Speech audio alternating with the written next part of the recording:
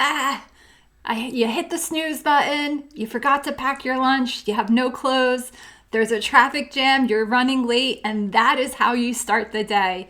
Hey friends, Jenn here from the Oxijen Podcast. As a mind and body coach of over 25 years, I simply train the mind and the body. What does that mean?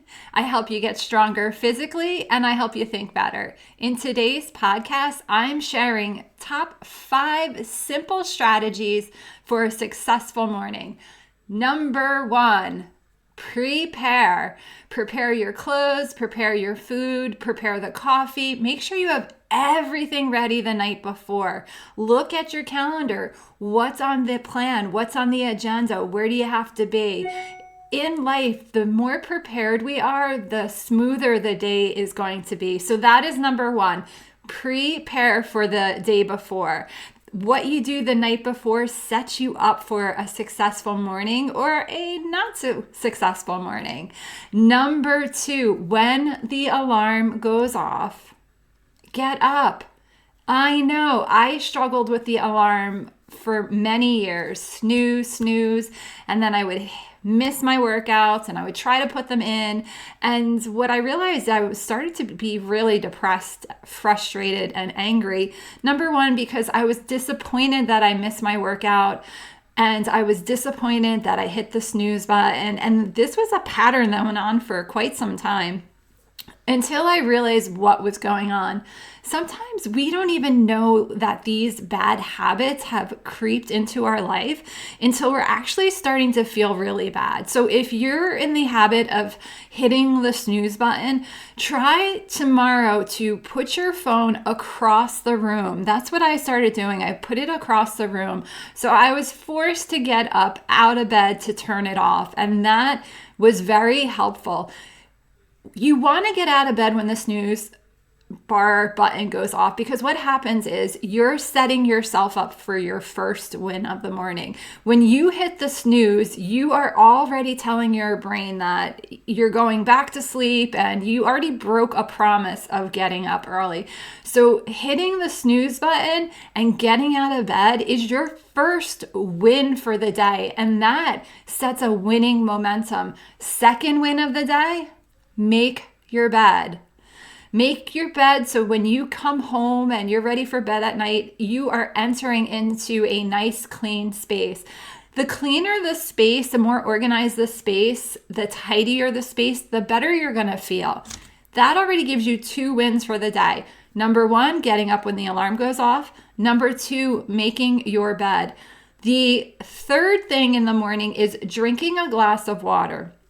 What that does is that hydrates you from the night before. You're losing water as you sleep. Some of us have to get up and go to the bathroom frequently. So most of us are waking up dehydrated. So waking up and putting water in your body before your coffee is going to help flush out anything from overnight. And it's also going to start rehydrating you.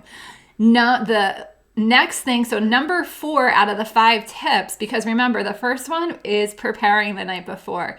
Number 5, this one is twofold. Setting an intention for your day, meaning how do you want the day to go? When I have busy meetings, my intention is that they go easeful, peaceful, and that they're impactful. Because as a mind-body coach, I want to have impactful sessions where I am motivating and moving the needle of my client's life as well as my own life. So for me, it's being very intentional and impactful. Sometimes, honestly, if it's going to the food store like Costco, my intention could be that I find a great parking spot and I get in and out in under 10 minutes. Whatever it is, it's shifting the focus on what you actually want to happen instead of saying, I hope there's no traffic. I hope this doesn't happen. I hope that doesn't happen. What you're doing is you're calling in all the things that you actually don't want to happen. Here's a good practice to call in the things that you want to have happen. The second part of this is gratitude. In the morning, setting the tone of gratitude is really already filling your emotional cup. When you wake up and you can practice gratitude, I have my coffee and I write down 3 to 5 things I'm grateful for. And sometimes it's the sunrise, or I have this new seating area that my brother-in-law built me an ottoman, and I just love it. It's this special place in the morning that I drink my coffee. It's the smell of the coffee, my coffee cup. It's practicing these moments of appreciation, and what that does is it builds the muscle of appreciation, builds the muscle of intention. When we can look at our habits as building something, right? It's building a new thing for us. So if we want to be strong physically and mentally, we want to feel good and think better, we have to start to incorporate some of these success principles. The takeaway for today is so simple and easy. Here's the 5 things you can do starting tonight. Number 1, prepare for your morning. I set my coffee pot up. I look at my schedule, see what it's planned. I make sure I have my clothes ready. I make sure I have food for the next day. Number 2, when you wake up, get up when the alarm goes off. Make your bed in the morning. Have that drink of water. And then practice the gratitude and intention setting. Do that for a week and see what happens in your life. I can assure you, if you practice those 5 things, you are going to have shifts in your life.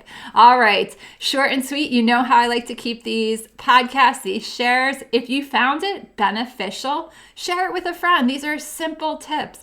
That is the whole idea behind my coaching. It's really to just have these habit hacks that are less than 10 minutes a day to get the momentum of our life going, to feel good physically and to start thinking better.